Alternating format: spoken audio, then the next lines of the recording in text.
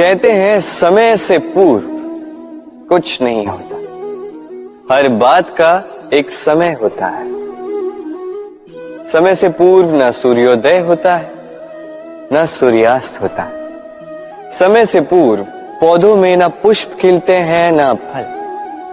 किंतु एक बात सोचिए, यदि वर्षा आने से पूर्व किसान भूमि ना जोते, वो बीज ही ना पिरोए, तो क्या फसल उगेगी? यदि योद्धा युद्ध से पूर्व अपने शस्त्र ही ना परखे, तो वो युद्ध कैसे लड़ेगा?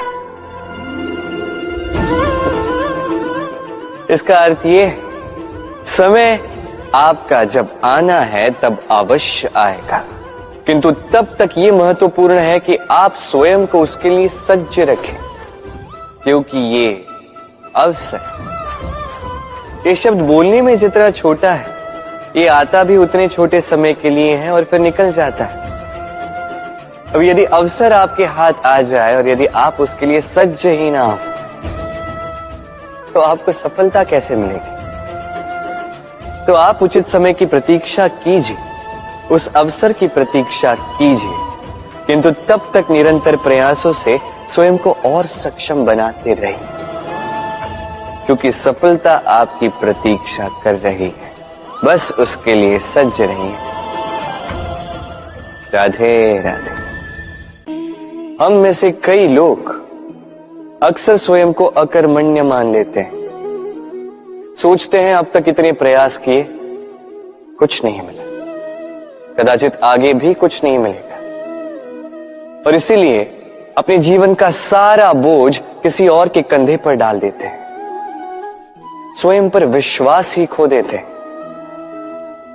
क्यों नहीं समझ पाते ये बात कि जब तक पांव में कांटा नहीं चुभेगा, व्यक्ति को ज्ञात कैसे होगा कि आगे नीचे देखकर चलना होगा।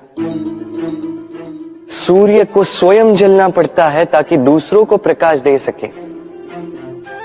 रात्रि के अंधकार से लड़ने के लिए चंद्रमा को आकाश में अकेले चलना पड़ता है। नदी अपनी यात्रा कैसे बनाती है, अपना मार्ग कैसे बनाती है? इन चट्टानों से लड़कर बनाती है। यदि आप स्वयं आपकी सहायता करने में सक्षम नहीं रहे, तो निश्चित रूप से आपका यह जीवन व्यर्थ ही है। स्मरण रखिएगा, इस संसार में अपने जीवन का भार अपने ही कंधों पर उठाना पड़ता है।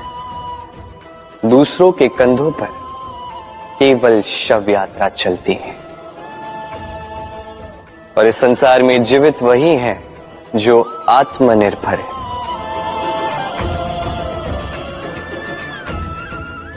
राधे राधे।